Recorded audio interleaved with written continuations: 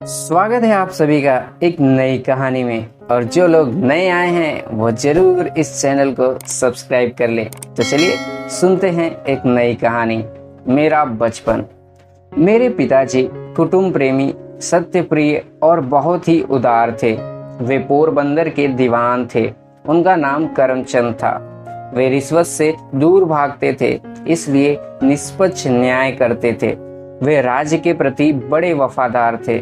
मेरी माँ का नाम पुतली बाई था। मेरे मन पर यह छाप है कि माता जी साध्वी स्त्री थी, बड़ी भावुक, पूजा पाठ के बिना कभी भोजन न करती। व्रत उपवास उनके जीवन के अंग बन गए थे।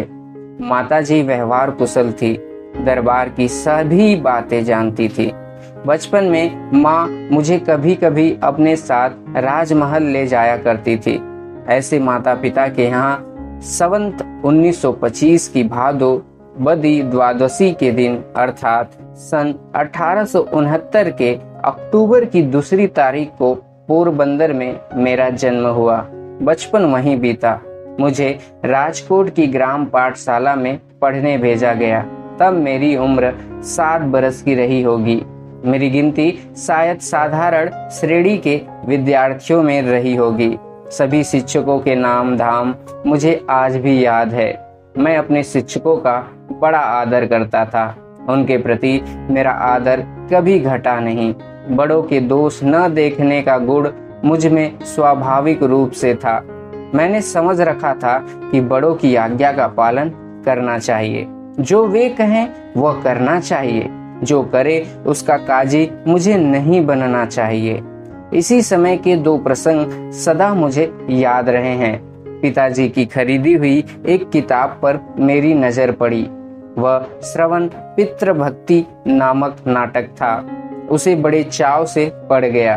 उन दिनों बाइस्कोप दिखाने वाले दरवाजे पर फिरा करते थे। उसमें मैंने श्रवण द्वारा अपने माता पिता को कांवड़ में बिठाकर यात्रा पर ले जाने का चित्र भी देखा। दोनों चीजों का मुझ पर गहरा असर पड़ा। मुझे भी श्रवण के समान होना चाहिए, यह भाव मन में उठने लगा। इसी बीच कोई नाटक कंपनी आई। मुझे उसका नाटक देखने की इजाजत मिली। उसमें हरिश्चंद्र की कथा थी।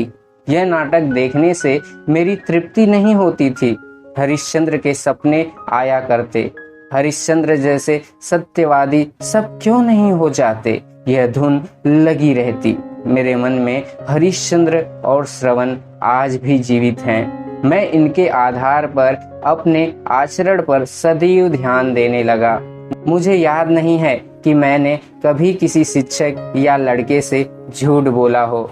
सत्य पर टिके रहना, बड़ों का आदर करना तथा उनके प्रति सेवा भाव के साथ ही साथ दीन दुखियों के दर्द को अपना समझना आज भी मेरे जीवन का मूल मंत्र बना हुआ है। मैंने पढ़ा था कि खुली हवा में घूमना स्वास्थ्य की दृष्टि से उपयोगी होता है। मैंने सैर करने की आदत डाल ली। इससे मेरे शरीर में कसाव आ गया। पढ़ाई में अक्षर अच्छे होने की जरूरत नहीं है। पता नहीं यह गलत विचार मेरे मन में कैसे बैठ गया था। इस भूल की सजा आज भी मेरे मन को मिल रही है। दूसरों के मोती जैसे अक्षर देखकर मैं अपनी लिखावट पर बहुत पछताता हूँ। बाद में मैंने अपनी लिखावट सुधारने का प्रयत्न किया, किंतु तब तक बहुत देर हो चुकी थी। बचपन में मुझे खेलों में रुचि नहीं थी। हमारे विद्यालय में ऊपर की कक्षा के विद्यार्थियों के लिए व्यायाम और क्रिकेट को अनिवार्य कर दिया गया था। मेरा मन इनमें नहीं लगता था। अब मुझे यह लगता है कि खेल और व्यायाम के प्रति मेरी यह अरुचि एक गलती थी। पढ़ने के साथ खेल एवं व्यायाम करना भी बहुत जरूरी है। बाद में समझ में आया कि विद्याभ्यास में व्यायाम अर्थात शारीरिक शिक्षा को मानसिक शिक्षा के बराबर ही स्थान होना चाहिए। कुछ गलत मित्रों की सोहबत से मुझे कस खींचने का शौक हो गया।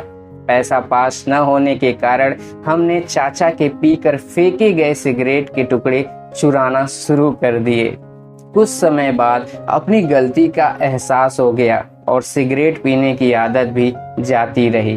बड़े होने पर मुझे कभी सिगरेट पीने की इच्छा ही नहीं हुई। मेरी यह सदैव धारणा रही कि किसी भी नशे की आदत जंगली, गंदी और हानिकारक है।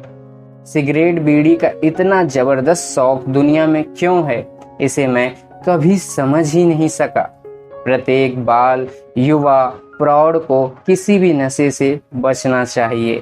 मोहनदास करमचंद गांधी। सो कैसी लगी आप सभी को ये कहानी, कमेंट सेक्शन में ज़रूर लिखिए। और ऐसी ही मनोरंजन कहानी सुनने के लिए हमारे चैनल को दबा के सब्सक्राइब कर लीजिए। सो मिलते हैं एक नई कहानी में।